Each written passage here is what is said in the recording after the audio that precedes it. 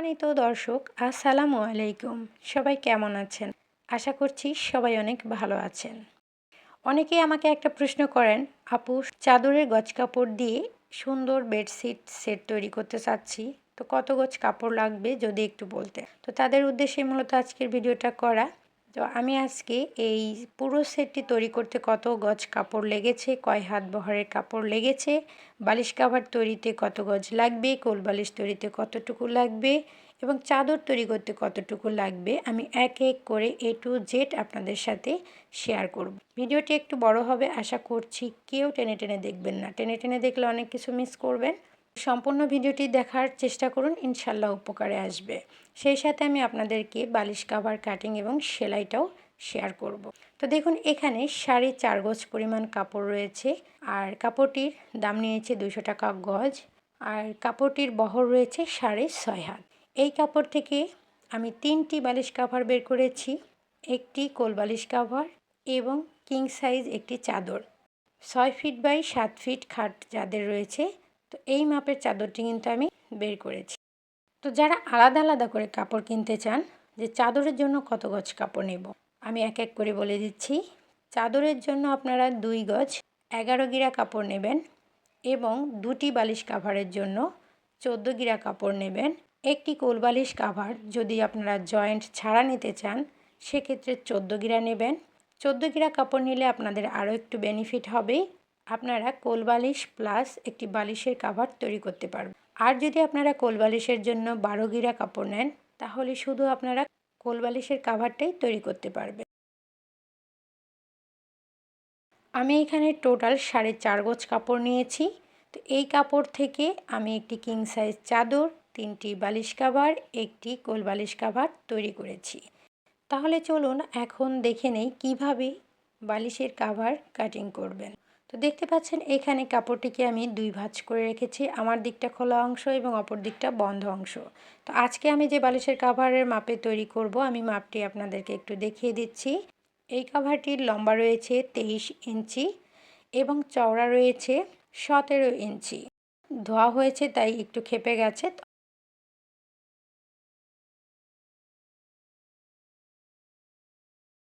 এখন কাটিং করার জন্য এখানে নিচ থেকে আমি 1.5 ইঞ্চিতে মার্জিন করে নিয়েছি। বালিশের কভারের মুখের মাপ রাখার জন্য 1.5 ইঞ্চি নিয়ে নিতে হবে।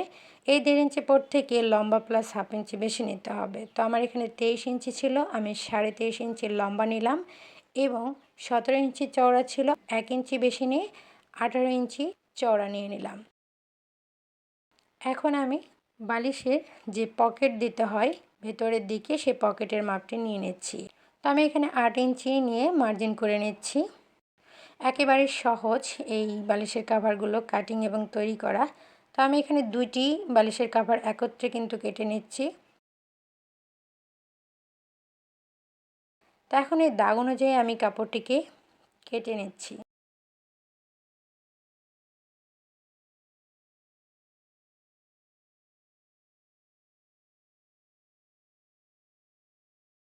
তো দেখুন আমি কিন্তু কেটে নিয়েছি আর এখানে এই যে 2টি বালিশ কাভারের নিচের পার্টটি কিন্তু কেটে নেওয়া হয়ে গেছে। এখন আমি বালিশ কাভারের উপরের পার্টটি কাটিং করে নেব। ঠিক এই যে আমাদের মুখের যে অংশটা থাকবে বালিশ ঢোকানোর জন্য, সেই মুখের মাপটি কিন্তু আমি ভাজিয়ে নিচ্ছি। নিয়ে এরপরে কাপড়টি এইভাবে মিডিল বরাবর বসিয়ে রাখতে হবে এবং চারিদিকে যেন একই মাপ থাকে। আপনাদের কাপড় যদি বেশি থাকে তাহলে বেশি থাকবে, যদি কম থাকে তাহলে কম থাকবে। তো আমি এখানে 2.5 ইঞ্চি করে দিকেই কিন্তু মাপ নিয়ে নিচ্ছি। অবশ্যই সেম মাপটি নিয়ে নেবেন যেন চারিদিকেই সমান হয়। তো দেখুন আমি নিয়ে নিয়েছি।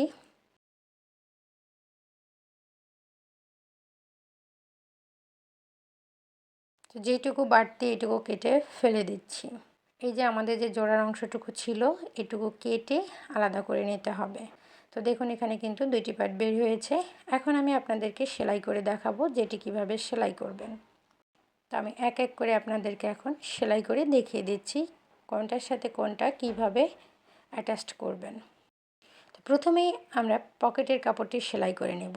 তো দেখুন এইভাবে 2 সুত পরিমাণ ভাজিয়ে দিয়ে দেন আরও একটি ভাঁজ করে দিতে হবে। একেবারে সহজ কিন্তু এই বালিশ কাভারগুলো তৈরি করা। আশা করছি কেউ যদি সম্পূর্ণ ভিডিওটি দেখেন ইনশাআল্লাহ খুব সহজেই শিখতে পারবেন। তো প্রিয় বন্ধুরা, কে কোন জেলা থেকে ভিডিওটি দেখছেন অবশ্যই কমেন্ট করে জানাবেন। আর ভিডিওটি আপনাদের ভালো লাগলে প্লিজ একটি লাইক দিয়ে চ্যানেলটি সাবস্ক্রাইব করে পাশেই থাকবেন। তো দেখুন আমার পকেটের কাপড়টি কিন্তু সেলাই করে নেওয়া হয়েছে। এখন আমি পেজ কাভারের নিচের পার্টটি সেলাই করে নেব। আমরা যে মুখের মাপটি রেখেছিলাম প্রথমে 1/2 ইঞ্চি ভাজিয়ে দিয়ে দেন আরও 1 ইঞ্চি এভাবে কাপড়টি ভাঁজ করে সেলাই করে নিতে হবে। ভিডিও সম্পর্কে আপনাদের কোনো মতামত থাকলে অবশ্যই কমেন্ট করে জানাবেন, আমি যথাসময়ে রিপ্লাই দেব ইনশাআল্লাহ।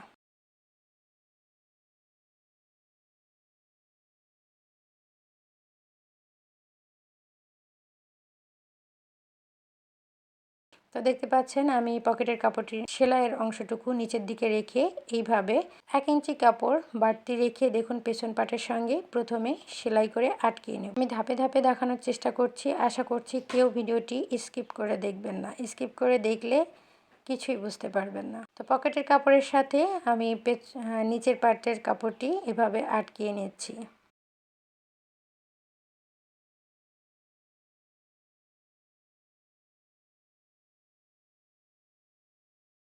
তো দেখুন আমার কিন্তু আটকে নেওয়া হয়ে গেছে। আর এই যে এখন আমরা বালিশ কাভারের ওপরের কাপড়টির সাথে নিচের কাপড়টি জয়েন্ট করে নেব। তো দেখুন এভাবে মেপে নেবেন যেন চারিদিকেই একই মাপ থাকে। তো প্রথমেই এভাবে 2 সুত পরিমাণ ভাজিয়ে নিয়ে প্রথমে এক ভাঁজ দিয়ে এইভাবে সেলাইটা দিয়ে নিতে হবে। যারা একেবারে নতুন আছেন তারা চাইলে ওপরের কাপড়টি চারিকোনা এক ভাঁজ দিয়ে সেলাইটা প্রথমে করে নেবেন, এতে করে আপনাদের সুবিধা হবে। তো দেখুন এই সেলাইয়ের সময় অবশ্যই খেয়াল রাখবেন মুখের কাপড়টি যেন আটকে না যায়, অর্থাৎ পকেটের কাপড়ের সাথে ওপরের পাটের কাপড়টি সেলাই করতে হবে। তো আমি কিভাবে করছি আপনারা হাতের দিকে লক্ষ্য করলেই বুঝতে পারবেন, একেবারেই কিন্তু সহজ। তো ঠিক এইভাবে আসার পরে অপর দিকের কাপড়টাও সেমভাবে ভাজিয়ে দিয়ে আমাদেরকে কোনা তৈরি করে নিতে হবে। তো দেখুন এই যে এভাবে কোনা তৈরি করতে হবে, বাড়তি কাপড়টুকু ভিতরের দিকে ভাজিয়ে দিলেই কিন্তু কোনা তৈরি হয়ে যাবে।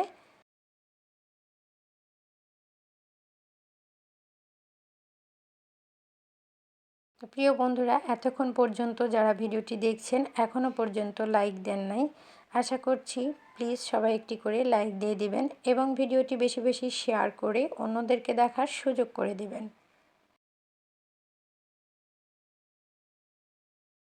তো দেখুন এইভাবেই আমি কিন্তু পুরো কাভারের সাইডটি সেলাই করে নিচ্ছি।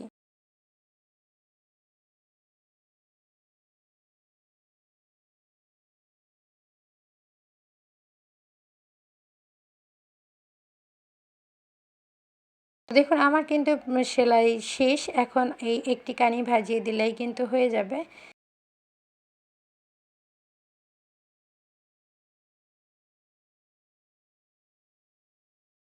তো এই তো আমার কিন্তু তৈরি করা হয়ে গেছে।